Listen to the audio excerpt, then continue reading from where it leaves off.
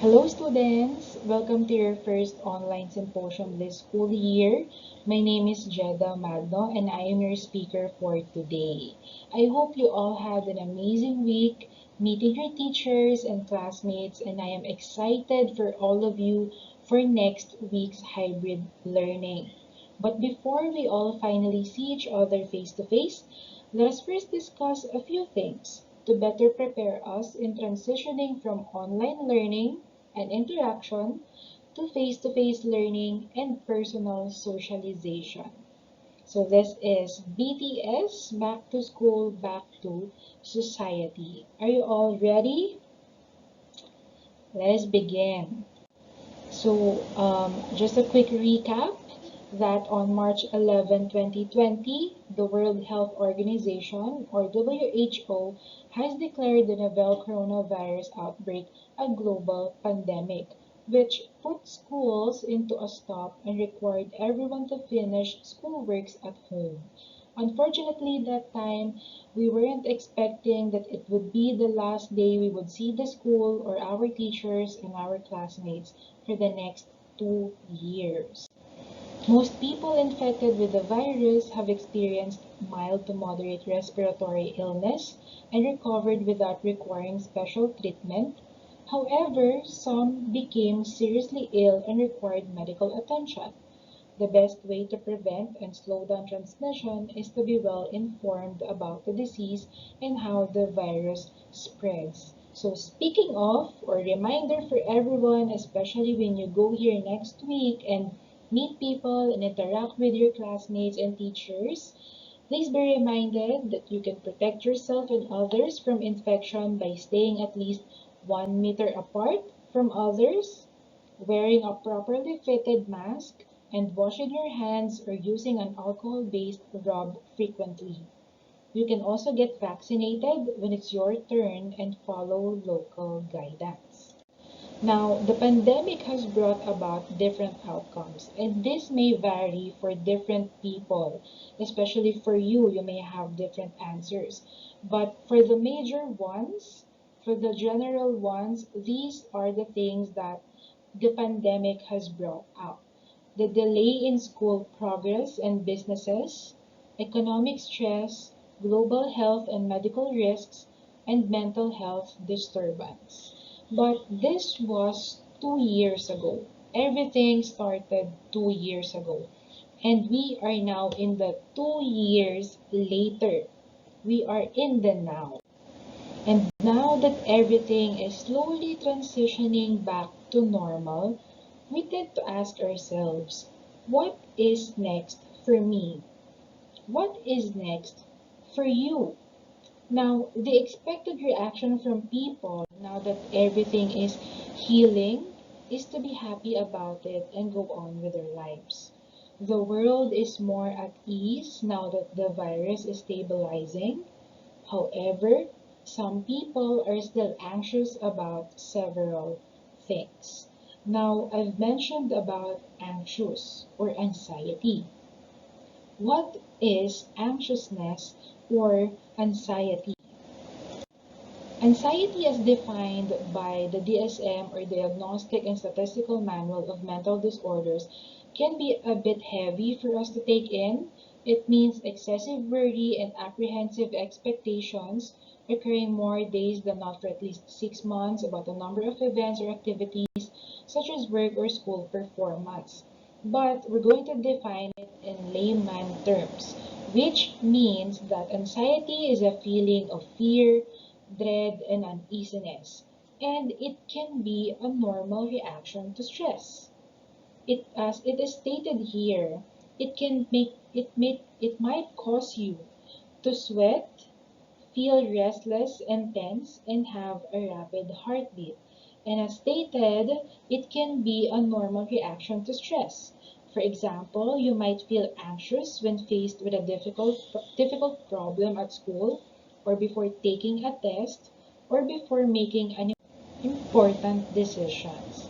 Now, here are some of the common fears or worries as we develop or as we age. So, we fear or worry about different things at a different stage in our lives. Like for example, during our infancy stage or when we were still babies, we tend to fear or worry about loud noises, loss of support, heights, strangers, and separation. In the preschool age, we worry about the animals, the dark, storms, imaginary creatures, and anticipatory anxiety.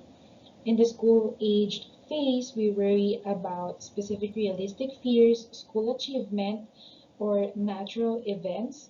And in this stage where you are right now, you fear of fear, or we worry about developing or having fears, different kinds of fears, or the ability to think abstractly about fears. We also worry about school performance, social competence, and health. And as students, we can be anxious about several things, like the overwhelming schoolworks, especially if we have a lot of works in our hands and we are thinking about a lot of the school-related things. We also worry about socializing with teachers and classmates, especially if we are already used to online classes. We worry about fitting in or trying to belong in a group or peer. We also worry about the break from the usual routine or the changes that are happening in our lives, and other changes that may come up in the future which we may not be ready for. Now, on the bright side, anxiety is not always bad, and it is sometimes good for us if we approach it with maturity and handle it with care. Anxiety is normal, adaptive, and protective. It can protect us from failures, disappointments, frustrations, and even from hurting ourselves. Because we feel anxious or because we fear something, we try to prepare ourselves so we can handle the fearful situations better and hope that it would result to a positive outcome. Anxiety prepares us for the future, and if we have done good preparations, good results may also come out of it. So if anxiety is not all bad and it is sometimes good for us, when is anxiety a problem? What do you think, students? When does anxiety become a problem? So anxiety becomes a problem when it causes significant distress or interferes in youth or family functioning. So it means that when a person does not function as one should, it can produce bad outcomes. For example, as a student, if you are not able to submit requirements or simply memorize a few lines, it can be indicative of anxiety. And it may give you a hard time in the future, like doing all the piled up works in a limited time frame or having a failing grade. The question now is, what does anxiety look like? Or what does worry or fear or stress look like now that we're a little bit more informed about anxiety, stress, and fears? So anxiety can be seen in avoidance or your reluctance to speak, initiate conversations, or respond verbally. Instead of speaking with people verbally, you tend to prefer to talk to them virtually or to not talk to people at all. Now, what else? Anxiety can also be seen in school avoidance or having frequent absences and or late arrival at school. It can also be seen in physiological reactions, such as being sickly or complaining about illnesses that are not visible or detectable. Sometimes these can be psychological. Anxiety can also be seen in sleep and eating difficulties, when you experience difficulties sleeping at night or when it is already your bedtime, or eating less at home and eating less at school or not eating at all.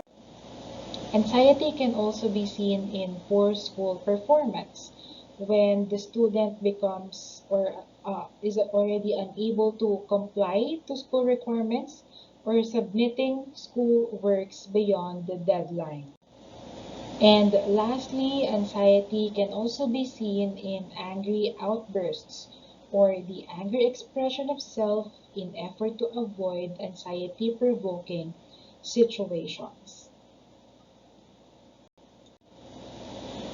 Now, I know that some of you may have already experienced these things or maybe one or two things, but now let us also try to discover how did these things or how did anxiety develop during this time or during COVID or during the pandemic. So, these anxieties came from worrying about COVID-19 because this was something new to us, especially to you who are still young, who are still in the high school department. This is something that is new to you, and you were not used to wearing face masks outside or seeing unfortunate news on the television. So you worry about COVID-19. You worry that your family might get this virus or that you might get this virus or that your friend or someone you love might have this virus. So from this reason, it can produce anxiety. What else? You also get tired or got tired of the same routine at home every day. You had a routine, you're used to the environment that you were seeing, you're used to all the things that you were doing, and eventually you got tired of it. What else? You also had no or less outlet to do leisure activities. So before you used to go outside and play basketball with your friends or go outside and go shopping with your family and friends. Since the pandemic, we were limited to do all of the outside activities.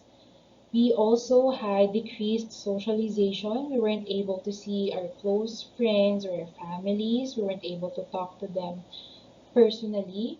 And also, since we had no or limited things to do inside our houses, we used to do or scroll through our phones or through our laptops or any gadget, and therefore we got technology fatigue. So, what is technology fatigue? It is the mental tiredness and lack of energy, memory issues, stress, and decreased motivation that can result from adapting to new technology, frequent and sustained use of technology, and reliance on multiple technologies throughout the day.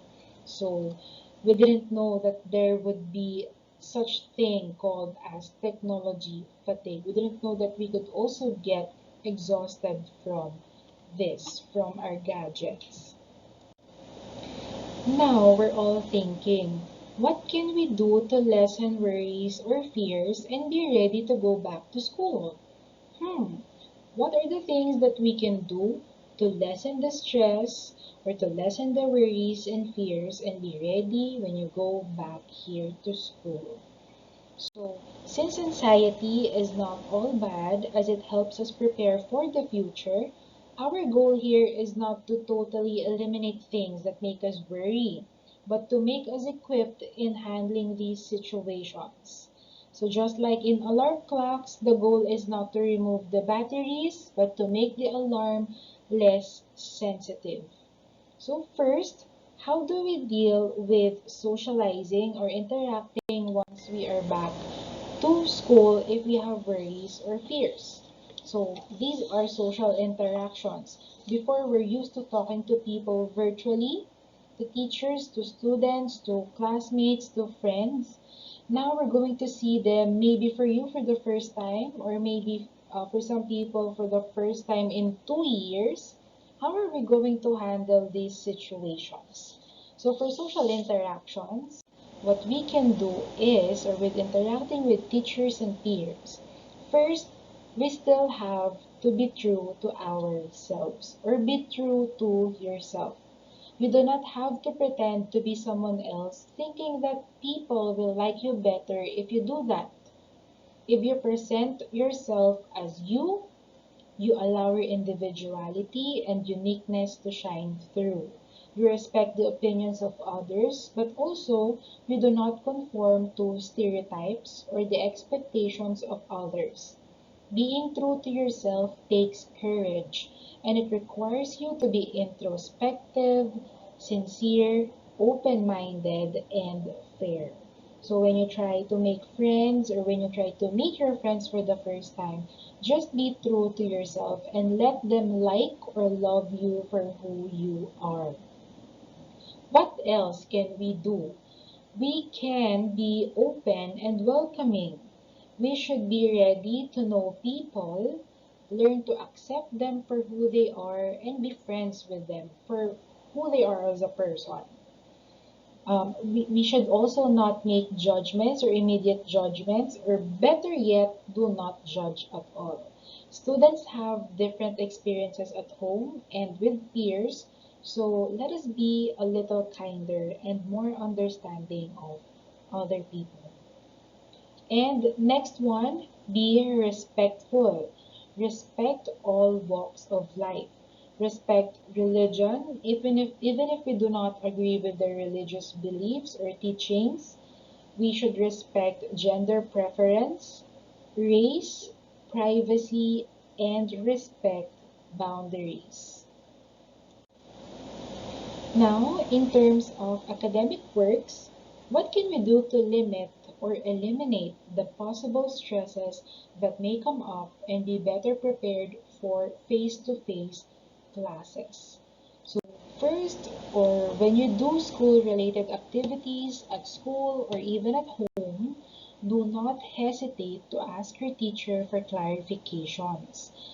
They will be happy to assist you and appreciate that you are focusing on his or her subject. Some of us may feel, or some students here may feel hesitations or might be feeling shy to ask questions, maybe because they're meeting their teachers for the first time, or maybe because they're embarrassed of their questions. Please do not feel that way. Your teachers are more than happy to assist you, and of course, they will appreciate that you're really trying to learn their subject or to learn their lesson. Also, do not procrastinate. Once your resources are already available, start immediately to avoid work pile up. So let us avoid cramming. Next, work quietly and calmly. Think about your work carefully. And if you think you have not done a great job, do not feel pressured or upset, because there is always room for improvement and progress. You can always do better next time, or tomorrow is always another day. We are all here to learn, not to make perfect scores. We're all here to learn. And also, let us make it a habit to manage your time and activities. So you can also do weekly or daily planner on a piece of paper or on a notebook or even in your own phones.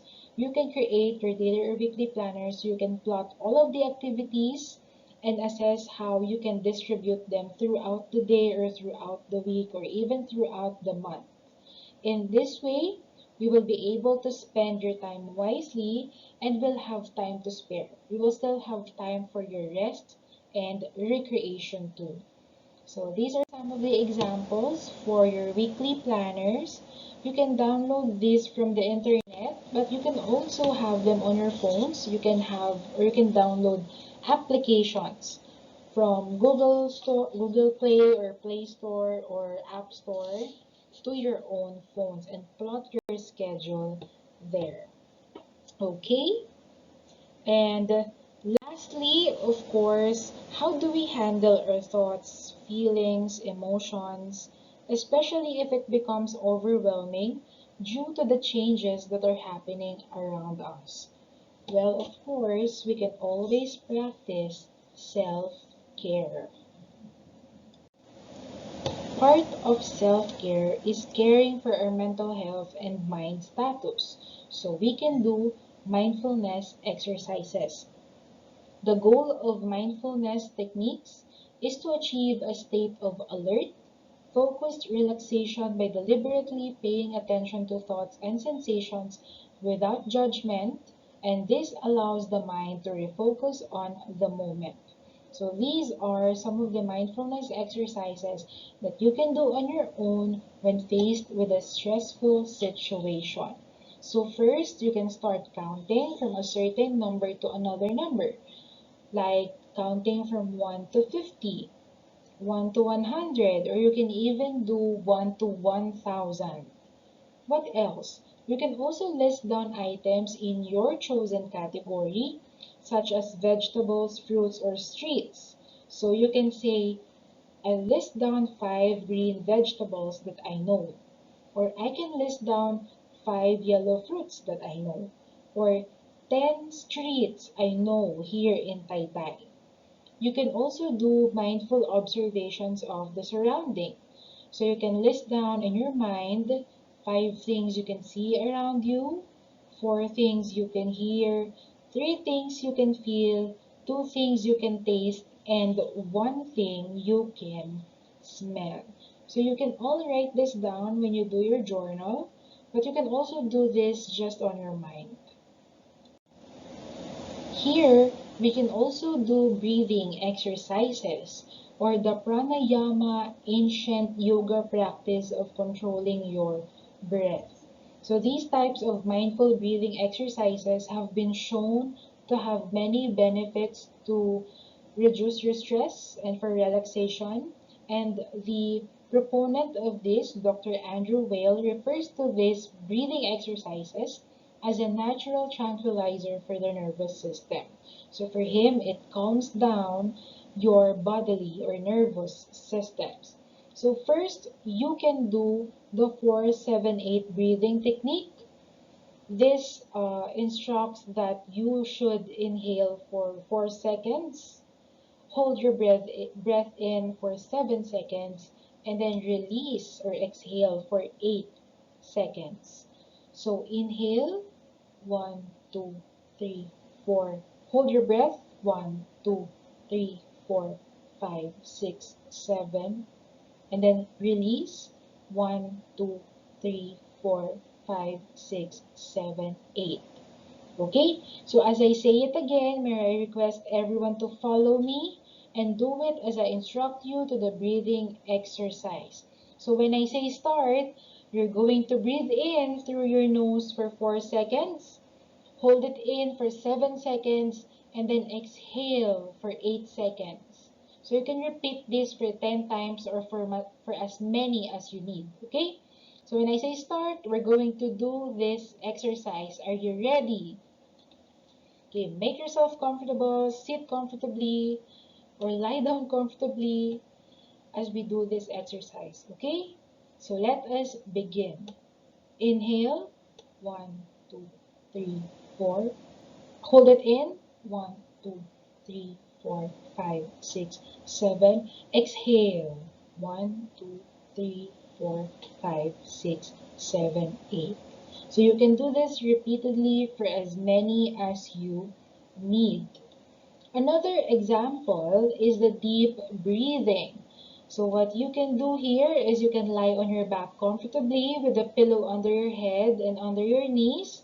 But you can also do this just sitting on your chair, but make sure to put your weight on the chair or on the back of your chair. Just sit comfortably, release the tension as we do this breathing exercise. Okay? So breathe in through your nose, inhale, and then exhale. Now put one of your hands on top of your belly, on top of your stomach, and the other hand on top of your chest. And you're going to look at it on your hands and feel the hand on your belly rise above the other hand that is on your chest. Okay? So the hand that is on your belly should rise higher than the one that is on your chest. Okay? So inhale again. Inhale, inhale, inhale, exhale. Another one. Inhale, exhale. Okay. So it says here to take 3 more deep breaths, but you can also do this for as many as you need. And so good job, students, for doing those exercises. I hope that those things, those exercises, helped you even just a little bit with calming your mind and body. And now, lastly, self-care. You should also take care of your feelings and emotions, of course, as they are the primary push of our behaviors or actions. Now, there is no best time of the day to do this. You can do this any time of the day, any day. But most people say that they experience an amazing day whenever they start their mornings with giving themselves positive talk or pep talk. So, if I may suggest, you can do these things in the morning when you wake up or before you go to school. You can always positively remind yourself so you can also feel better and do better. Always remember that. If you try to make yourself feel good or think good, your outcomes will also be good or better or great. So the first thing here is we should learn to appreciate even the little things. Let us be grateful for the things that have happened in our day, for the people we had conversations with, even if we had arguments with them, and also for our achievements, no matter how small. So let us learn to appreciate, be thankful, and be grateful. What else? We can pause for a moment and take time to breathe. In this way, you are clearing your mind and making space for better decisions and solutions to the challenges. You can think clearly when you also take some time to rest. Third one can be a little bit difficult to do, which is to be kind to yourself. But please, please always be kind and gentle to yourself. Do not be too hard on yourself. Now, just like how you do not want to hurt other people by being soft or kind to them, you must also be gentle with yourself. So treat yourself as you would a friend or a loved one. Also, we should always be hopeful. We should always treat failures not as the endings of our lives, but as lessons. Remember that you are a work in progress, and whatever mistakes you have done today can always be corrected tomorrow. And if something is unfixable, do not dwell on it anymore, as it will only bring you stress and fear. Okay? Focus on the things that is fixable, that are fixable, or focus on the things to which you have control over, and let go of the things which are unfixable already. Next, focus on your goals. Okay? Always remember that you are here to study and you are studying to give yourself a bright future or a good future. Let go of the things or even people who bring you down and let the ones who push you to do better stay. Next, do the things that make you happy, even, once in a while. It will lessen your fears, take your mind off of anxiety, and make your brain chemicals a little bit happier. Remember, if you are happy, you will perform better. Next, do what you can with what you already have. Do not stress over the things that you have no control over. Just focus on the things that you have and on the people who are already in your life. Let them help you and let them be a part of your journey. And lastly, compliment yourself and others, because sometimes when we compliment other people, that also gives us a satisfying feeling or like a burst of joy. So let us all spread love and happiness and let it be a ripple of joy which started with you. Now, I know that changes can sometimes be a difficult thing to accept and live with because, change is constant, especially now that it has been More than 2 years since we went to school to learn, and now we are back at it again. Next week, we're going to school, be here, and do face-to-face learning. And it is true that staying in what we are used to do gives us peace and comfort, where we are in the comfort zone. But also, staying in one place could mean that we are not progressing. So changes are difficult to deal with. So we must always be prepared for them. After all, education is the passport to the future, for tomorrow belongs to those who prepare for it today. Okay? So, back to school, back to society. I want you all to just say, no problem. I am ready. So thank you so much, students, and I'll see you all next week here at One Sumulong Memorial Junior College. Have a nice weekend.